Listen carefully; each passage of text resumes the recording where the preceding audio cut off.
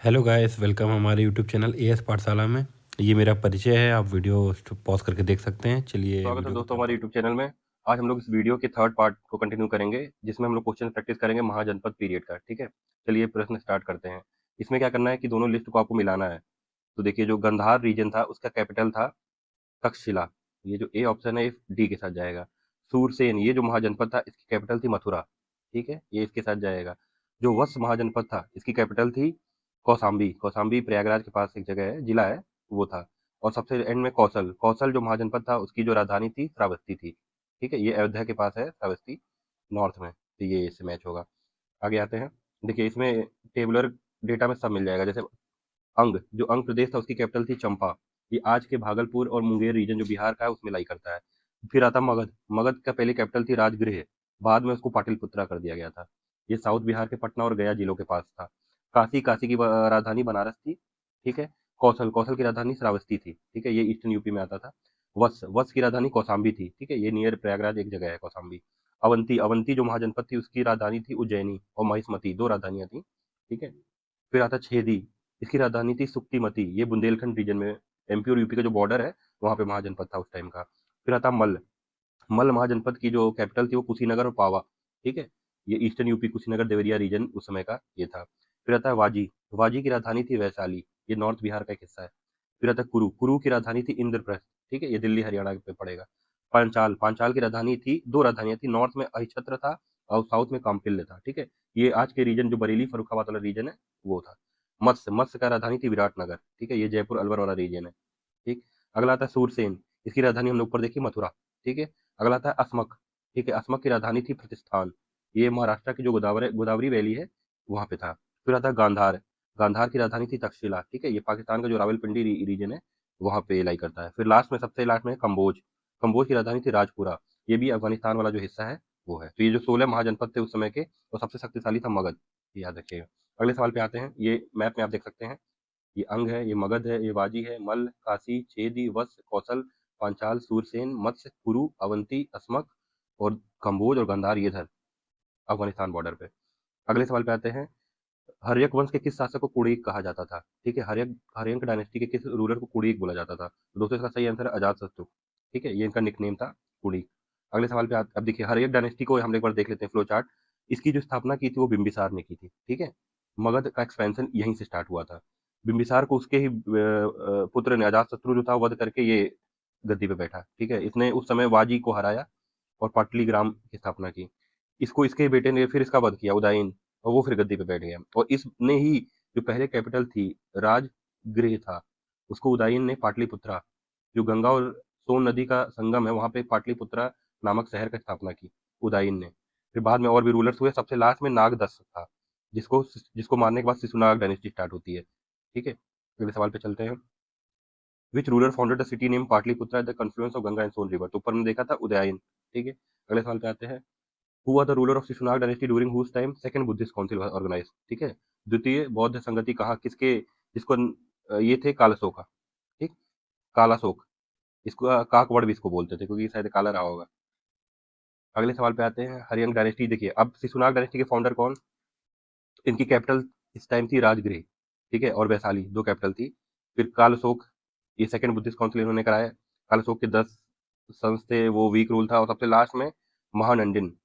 ठीक है, ये लास्ट रूलर था। इसको, इसका वध करके नंद डायनेस्टी स्टार्ट होती है। ठीक है, तो सारे जो डायनेस्टी के फर्स्ट और लास्ट रूलर आपको याद रखने हैं।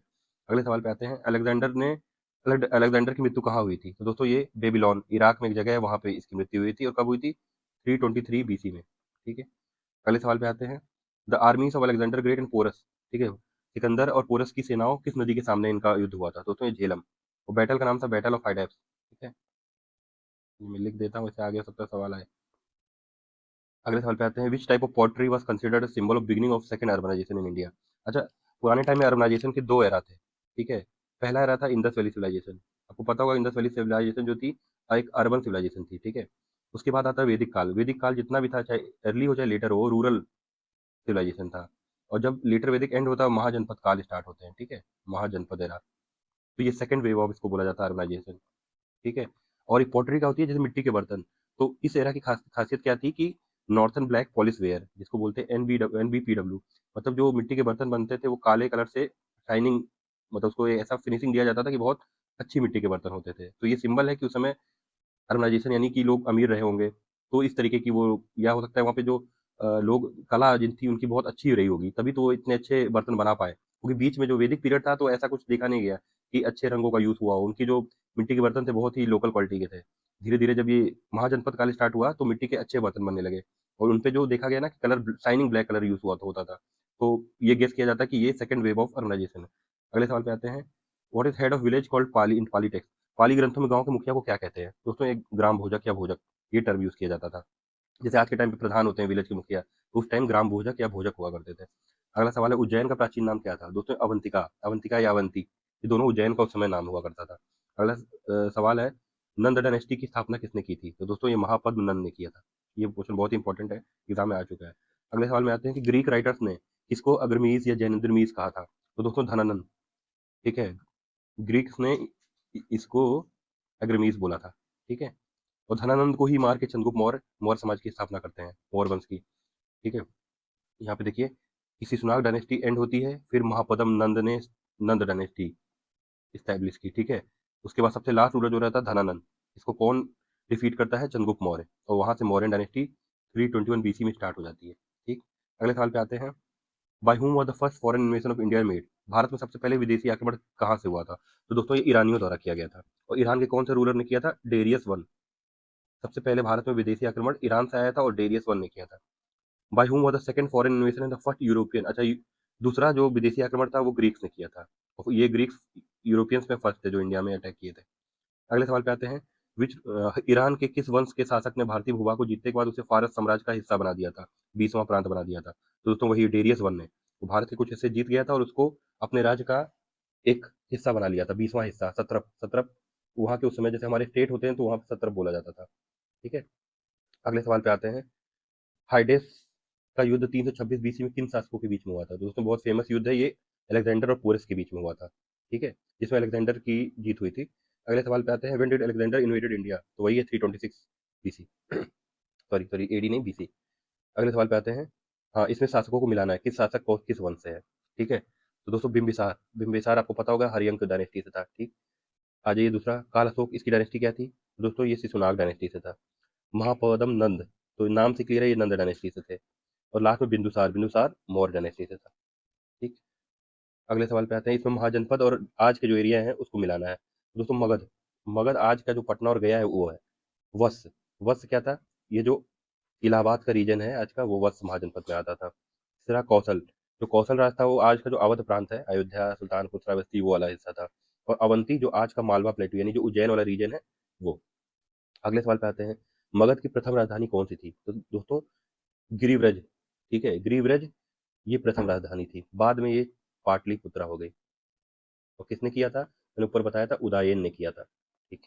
अगले सवाल पे आते हैं, which ruler first selected Pataliputra as capital? देखिए मैंने ऊपर बताया ना उदयन, ये एग्जाम में आ चुका है। अगले सवाल पे आते हैं, 16 महाजनपदों की सूची कहाँ उपलब्ध है? दोस्तों ये बुद्धिस्ट टेक्स्ट था, उसका नाम था अंगुत्तर निकाय।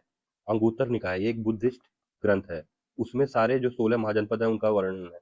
अगले सवाल पे आते हैं, विच of the following Kings of Magadh was contemporary of Alexander the great? ठीक है, दोस्तों धननन, जो धननन था उसी के समय ही अलेक्जेंडर ने भारत पर आक्रमण किया था। कहाँ पे? जो आज का जम्मू पंजाब वाला हिस्सा है, झेलम नदी किनारे, वहां पे अलेक्जेंडर और पोरस की लड़ाई हुई थी। उस समय मगध का शासक था धननन। अगले सवाल पे आते हैं, in which century did the first Magadha empire rise? दोस्तों ये 6ठी सेंचुरी BC, ठीक है, इस काल में सबसे पहले मगध एम्पायर राइज किया। और कौन सी डायनेस्टी सबसे पहले आई थी? हरियंक डायनेस्टी आई थी, ठीक। अगले सवाल पे आते हैं, the following with the reason for Alexander success? Alexander जो भारत में जीता था उसके कौन से रीजन माने जा सकते हैं? पहला ऑप्शन है कि there was no central power in India then, दोस्तों तो ये सही है। His army was superior type, ये भी सही था। He got the cooperation of traitorous Indian ruler, ये भी था। और he was a good administrator, तो दोस्तों चार ऑप्शन सही हो जाएंगे। अगले सवाल पे आते हैं, इसमें फिर मैच करना है, राजा और उनके स्टेट को मैच करना है। तो दोस्तों सबसे पहले अजात शत्रु का मैच करिए, ठीक है। अजात शत्रु मगध वंश का था, ये मैच हो गया, ठीक है। प्रद्योत, जो प्रद्योत है ये अवंती किंगडम से थे ये राजा। उदयन, उदयन आप मैच करिए, ठीक है। ये कौशल हो गए, सॉरी ये वत्स हैं, ठीक है, ये वत्स हो गए। और प्रसेनजीत थे कौशल। ये नीचे एक लिस्ट दी है जिसमें सारे राजा और उनके किंगडम आपको पता चल जाएंगे, कौन से महाजनपद। जैसे मगध, मगध के फेमस किंग थे बिंबिसार, अजातशत्रु, महापद्म, नंद। कैपिटल वही पाटलिपुत्र और राजगिरी पहले, फिर पाटलिपुत्र। कौशल का कैपिटल था श्रावस्ती और या अयोध्या जो बोल सकते हैं। उसके जो फेमस किंग थे प्रसेनजीत, ठीक है। वत्स, वत्स कौशाम्बी वाला रीजन है, उसमें उदयन था, ठीक है। अवंती, अवंती की कैपिटल उज्जैनी या माहिष्मती थी, उसके किंग थे प्रद्योत, ठीक। अंग जो चंपा जिसकी कैपिटल थी उसके किंग, ये तो इतना इंपॉर्टेंट नहीं है। काशी, काशी भी इतना इंपॉर्टेंट नहीं है। कुरु, कुरु भी इंपॉर्टेंट नहीं है, और जो इंपॉर्टेंट है मैं वो आपको बता देता हूँ, ठीक है। बाकी कोई इंपॉर्टेंट नहीं, स्टार्टिंग के 3 ही इंपॉर्टेंट है। महाजनपद और कैपिटल तो सबको याद रखने हैं, सब सारे 16, और फेमस किंग सबके नहीं याद रखने, मगध और कौशल ये जो बड़े किंगडम्स हैं उनके याद रखने हैं। अगले सवाल पे आते हैं। Epigraphic evidence reveal that a canal was dug on the orders of Nanda king.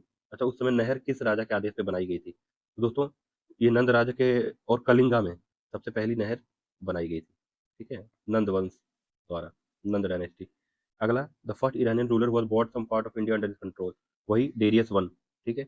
अगले सवाल पे आते हैं। किंग ऑफ मगध अजात शत्रु was always at war with which Republic, ठीक है। अजात शत्रु का वॉर सब हमेशा किससे होता था? वाजी, जिसकी राजधानी वैशाली थी। अब देखिए ये मगध था, मगध जो सेंट्रल बिहार है या साउथ बिहार है, ठीक है। तो इनकी लड़ाई जो उसी समय जो नॉर्थ बिहार में एक किंगडम था वाजी, उनसे हमेशा चलता रहता था, ठीक है। अगले सवाल पे आते हैं। कौन से ऐसे मगध शासक के पास सबसे पहले रथ मूसल एक हथियार था और महाशिला कंटक एक हथियार था? ये दोनों हथियार सबसे पहले किसने यूज किए थे? दोस्तों ये अजात शत्रु ने किए थे, ठीक है। अगले सवाल पे आते हैं। हुआ the last emperor of Nand dynasty, उसमें धनानंद था, और किसने हराया था? चंद्रगुप्त मौर्य ने हराया था, ठीक। अगले सवाल पे आते हैं।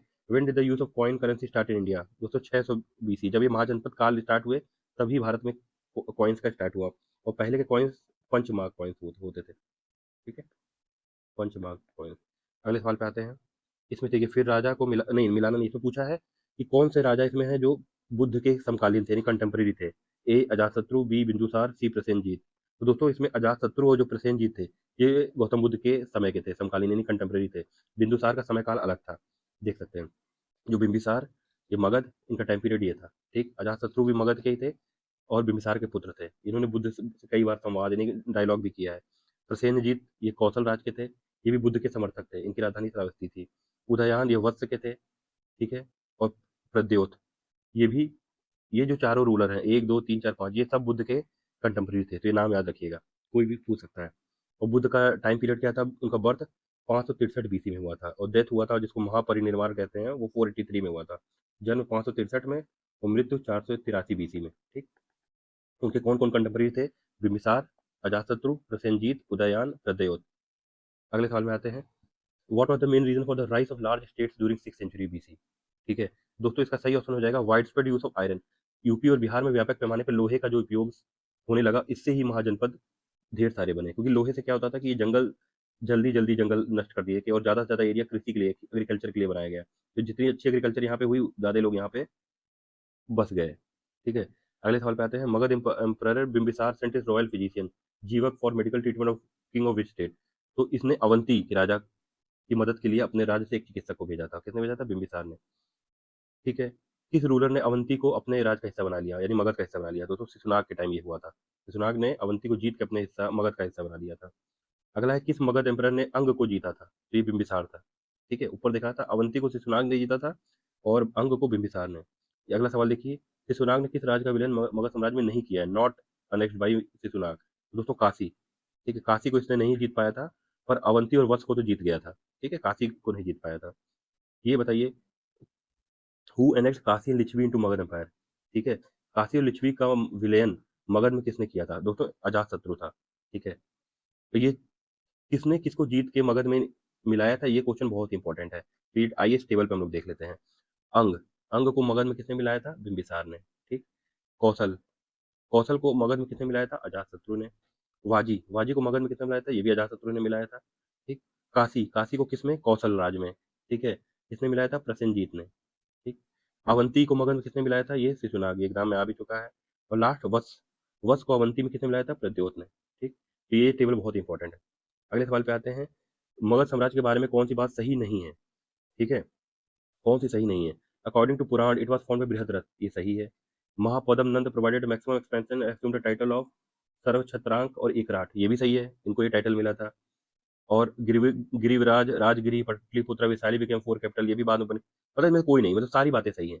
अगले सवाल पे आते हैं। जब अलेक्जेंडर ने भारत पर आक्रमण किया तो कौन सी डायनेस्टी रूल कर रही थी? तो हमने ऊपर देखा नंद, ठीक है। और राजा कौन सा था? धनानंद। अगले सवाल पे देखिए, which of the following was initially most powerful city in the 6th century BC. 6वीं शताब्दी में सबसे ताकतवर जनपद कौन सा था? वो मगध महाजनपद था। अगले सवाल को देखिए, कौन सी बात इसमें से सही है, या कौन which are the considered effect of Iranian invasion. ठीक है, ईरानी आक्रमण का प्रभाव कौन कौन सा है? इंट्रोडक्शन ऑफ खरफ्टी स्क्रिप्ट, भारत में इस लिपि का प्रचार हुआ, बिल्कुल सही। अभिलेख उत्कीर्ण करने की कला का प्रचार, ये भी सही। ईरानियों की छत्र प्रणाली का प्रचार, ये भी सही। घंटाकार के गुंबज की कला का प्रकार, ये भी सही था। और स्त्री अंगरक्षकों की नियुक्ति, ये भी सही था। तो इसमें पांचों सही हो जाएंगे। ठीक है, ये याद रखिएगा, इसमें से कोई भी एक स्टेटमेंट डाल के सवाल भी पूछा जा सकता है। अगले सवाल पे आइए, निम्न में से कौन सा सिकंदर के आक्रमण का प्रभाव नहीं था? ठीक है, नहीं था। इस आक्रमण ने भारत और ईरान के बीच प्रत्यक्ष समर्पण स्थापित करवाया। ठीक है, सही था। इस आक्रमण ने पश्चिमोत्तर भारत में ईरानियों की स्थापना का मार्ग प्रशस्त किया। ठीक है, ये भी सही था। सिकंदर अनेक उपनिवेशों की स्थापना के लिए उत्तरदायी था, ये भी सही था। उसने भारत को यूनान की रियासत बना दिया, नहीं। वो थोड़े बहुत हिस्सा जीत के पर चला गया था, रियासत नहीं बनाया था। अगले सवाल पे आइए, निम्नलिखित में किस राज्य में गणतंत्रात्मक शासन व्यवस्था नहीं थी? ठीक है, देखिए, साक्य और कपिलवस्तु यहाँ थी, रिपब्लिक था। कुशीनगर के जो मल्ल जनपद था, यहाँ भी था। लिच्छवी और वैशाली, ये भी एक रिपब्लिक था। मगध नहीं था, मगध एक मोनार्की थी, मतलब यहाँ राजा का शासन था, और राजा ही का बेटा ही जनरली राजा बनता था। बाकी जगह रिपब्लिक था। मतलब जैसे आज डेमोक्रेसी है, वो ऐसा तो नहीं था कि हर कोई वोट करेगा, पर वो लोग आपस में से चुनते थे थोड़ा बहुत, जो रिपब्लिकन सिस्टम था इन तीनों में। अगले सवाल में आते हैं, निम्नलिखित में से किसे सेनिया, सेनिया मतलब नियमित और स्थायी सेना रखने वाला कहा जाता था? ठीक है, जिसने रेगुलर स्टैंडिंग आर्मी रखी, दोस्तों ये बिंबिसार की उपाधि थी, सेनिया। बहुत इंपॉर्टेंट एग्जाम में आया हुआ है, ये सारे क्वेश्चन एग्जाम में आए हुए हैं जो लूसेंट ऑब्जेक्टिव के वो मैं करा रहा हूँ। अब देखिए टाइटल देख लीजिए, महापदम नंद, इनको उग्रसेन बोला जाता था, क्यों? भयानक विशाल सेना का स्वामी। बिंबिसार को सेनिया बोला जाता था। बहुत ग्रंथों में सेनी बिंबिसार भी बोला गया है।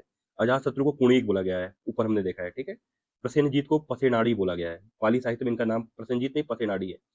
उदयन को वसराज बोला गया है। ठीक है, क्योंकि वत्स का था। प्रद्योत को चंद्र प्रद्योत बोला गया है, एक क्रूर और कठोर शासक था, अवंती का था। ठीक है, चंद्रगुप्त मौर्य को सेंड्रोकोटस या एंड्रोकोटस, ये ग्रीक में इनका यही नाम यूज किया गया है। और अशोक को क्या बोला गया है? देवनपीर दासी। ठीक है, जितने भी अशोक के अभिलेख थे उसमें यही नाम यूज हुआ है। ठीक है, अब देखिए एक इस सवाल पे एग्जाम में आया कि उग्रसेन किसे बोला गया है, तो हमने ऊपर देखा है ना, इसको उग्रसेन बोला गया है। ठीक है, महापदम नंद को, तो ये ऑप्शन हो जाएगा महापदम नंद। अगले सवाल पे आते हैं, डेरियस वन, सिंधु के तटवर्ती भूभाग को जीतकर उसे ईरान का 20वीं सत्रपी, उसने कितना, उसको कितना राजस्व मिलता था? तो दोस्तों 360 टैलेंट उस समय की मुद्रा थी। ठीक है, इतना वो भारत से कमाता था उस समय। अगले सवाल पे आइए, कौन सा इतिहासकार सिकंदर के साथ भारत में नहीं आया था? तो दोस्तों नियार्कस ये आया था, ओनस्टिटस ये भी आया था, अरिस्टोबुलस ये भी आया था, हेरोडोटस नहीं आया था। इसका जो समय काल बहुत पहले का है। ठीक है, ये अलेक्जेंडर के समय का हिस्टोरियन नहीं है, इनको फादर ऑफ हिस्ट्री भी कहते हैं। अगला सवाल आते हैं, महाजनपद काल में श्रेणियों के संचालक को कहा जाता था? तो दोस्तों ये श्रेष्ठिन कहा जाता था। अगले सवाल पे आते हैं, मीनिंग ऑफ गृहपति, गृहपति का अर्थ क्या होता है? तो दोस्तों धनी किसान, उसको गृहपति बोला जाता था। अगला देखिए, कूट मिलान करना है। अब देखिए ये टर्म है और इसका अर्थ क्या होगी, मिलाइए। अष्टकुलक, अष्टकुलक का मतलब क्या होता था? जो उस समय परम, जो एडवाइस करते थे। ठीक है, वो अष्टकुलक, जैसे आज के टाइम में पीएमओ, ठीक है, जो सेक्रेटरी होते हैं, जैसे जो पीएम को एडवाइस करते हैं, उसमें जैसे अष्टकुलक होते थे। महामात्र कैसे कहा जाता था? जो भी हाई रैंकिंग ऑफिसर होते थे। ठीक है, समझो उस समय के आईएएस पीसीएस जो बड़े अधिकारी टाइप के, उनको महामात्र कहा जाता था। बलि साधक किसे कहते थे? ठीक है, जो किसानों से कर यानी टैक्स वसूलते थे। ठीक है, आप समझिए जात के जो इनकम टैक्स ऑफिसर होते हैं। और लास्ट में सौलिक या सौलक शुल्क अध्यक्ष, ये किसको कहते थे? जो टोल वगैरह उस समय लेते थे, जैसे आजकल में एक्साइज इंस्पेक्टर बोल सकते हैं, कस्टम्स बोल सकते हैं। ठीक है, तो ये टर्म बहुत इंपॉर्टेंट होते हैं। तो मैं एक नीचे लिस्ट देता हूँ, जो उस समय जितने भी पद थे उनका मतलब उनका क्या यूज होता था, ये आप देख सकते हैं एग्जाम में। हर एग्जाम में कोई ना कोई एक सवाल इससे बन जाएगा। जैसे राजा तो सर्वोच्च शासक किंग होता था, पुरोहित क्या थे? जो धार्मिक सलाहकार होते थे। ठीक है, सेनापति जो सेना प्रमुख होते थे, जैसे आज के टाइम में कमांडर होते हैं। अमात्य कौन था? ये बहुत इंपॉर्टेंट है। जितने भी मंत्री होते हैं, जैसे आजकल मिनिस्टर्स हैं, उनको अमात्य कहा जाता था। महामात्र कौन होते थे? ये बहुत इंपॉर्टेंट है। ये उच्च अधिकारी, जैसे आईएएस पीएस सेक्रेटरी, ये सब। समाहर्ता कौन होते थे? जो जैसे आजकल के में आईआरएस होते हैं ना, रेवेन्यू सर्विस, वो जो चीफ रेवेन्यू ऑफिसर थे, जिनका काम पूरे राज्य का टैक्स कलेक्शन था। हेड जो थे वो समाहर्ता होते थे। सन्निधाता कौन होते थे? जो ट्रेजरर होते थे, जो खजाने की देखभाल करते थे, ट्रेजरी की देखभाल करते थे, तो सन्निधाता होते थे। बलि साधक कौन थे? जो बलि, बलि उस समय क्या बोला जाता था? टैक्स को बलि बोला जाता था। तो जो कर वसूलते वाले अधिकारी थे, इनकम टैक्स ऑफिसर, वो बलि साधक होते थे। शुल्क अध्यक्ष कौन होते थे? जैसे सीमा शुल्क, ये जो वसूलते थे उनको शुल्क अध्यक्ष बोलते थे। जैसे नहीं गाड़ी, मान लीजिए यूपी से बिहार गाड़ी जा रही है, तो जो सीमा पार करके जो टैक्स लिया जाता था, ठीक है, वो शुल्क अध्यक्ष लेते थे। नगर अध्यक्ष कौन होते थे? जो नगर प्रशासक, जैसे डीएम होते हैं। ठीक है, एक नगर के जो प्रशासक है। दंडपाल, आज की जो पुलिस अधिकारी जैसे हैं, वैसे जो कानून व्यवस्था बनाए रखते हैं, वो दंडपाल थे। अष्टकुलक कौन थे? जो न्यायिक परिषद है, जो जैसे ज्यूडिशरी होती है आज के टाइम में, जज होते हैं, वैसे वो अष्टकुलक हुआ करते थे। अंतपाल कौन थे? ठीक है, जो सीमा की रक्षा करते थे, जैसे बॉर्डर अपना होता है ना, ठीक है, जो बॉर्डर की रक्षा सैनिक करते हैं वो। आकार अध्यक्ष कौन होते थे? खनन, ठीक है, जैसे माइनिंग होती है तो माइनिंग से रिलेटेड इनका काम था। और लास्ट में पाण अध्यक्ष कौन होते थे? व्यापार अधिकारी। तो जैसे नहीं होता आज के टाइम में जीएसटी इंस्पेक्टर की भाई किसी की मूल्य कोई ना बढ़ा चढ़ा के बेचे, ठीक है, वो मार्केट को कंट्रोल में रखते थे ये। दोस्तों ये टेबल बहुत इंपॉर्टेंट है, इसको आप कई बार रिवाइज करिए। अगला सवाल है, मगध के किस प्रारंभिक शासक ने राज्यारोहण के लिए अपने पिता की हत्या की और उसके कारण अपने पुत्र द्वारा मारा गया? तो ये अजातशत्रु था। इसने बिंबिसार को मार के अपने बना और बाद में उदय ने इसी को ही मार के गद्दी ले ली। ठीक है, अगले सवाल में आते हैं, विश्व का पहला गणतंत्र वैशाली में किसके द्वारा स्थापित किया गया था? दोस्तों लिच्छवी। वैशाली में लिच्छवियों का शासन था और उन्होंने दुनिया का सबसे पहला गणतंत्र की स्थापना की। ये देखिए फिर से वही है, महाजनपद को आपको कैपिटल से मिलाना है। कुरु का इंद्रप्रस्थ था, ठीक है। पांचाल का कौन सा था? अहिछत्र था। कौशल का कौन सा था? ठीक है, तो ये साकेत था या श्रावस्ती बोल सकते हैं या अयोध्या बोल सकते हैं। और वत्स का था कौशाम्बी। ठीक है, ऊपर मैंने टेबल दिया है, टेबल को आप अच्छे से याद कर लीजिएगा। लास्ट इससे पहले सवाल पे आते हैं, निम्न में से कौन से एक बौद्ध ग्रंथ 16 महाजनपदों का उल्लेख करता है? हमने ऊपर देखा था अंगुत्तर निकाय, इसमें सारे 16 महाजनपदों का वर्णन है। अगला सवाल आता है, निम्नलिखित में कौन से एक मगध साम्राज्य की राजधानी नहीं रहा है, कभी भी नहीं रहा है मगध साम्राज्य की? तो दोस्तों कौशाम्बी। गिरिव्रज भी रहा है, राजगिरी भी रहा है, पाटलिपुत्रा भी रहा है, कौशाम्बी नहीं रहा है कभी भी मगध की राजधानी। तो दोस्तों ये सारे सवाल यहाँ समाप्त हुए हैं, इसको अच्छे से रिवाइज कर लीजिए। ये हमारे सीरीज का पार्ट 3 था, महाजनपद काल। अगला वीडियो हम लोग मौर्य साम्राज्य का बनाएंगे। ऐसे ही हम सीरीज में पूरी हिस्ट्री को बाय क्वेश्चन और प्लस डिटेल में प्रैक्टिस करते जाएंगे। तो चैनल से जुड़ने के लिए बहुत बहुत धन्यवाद।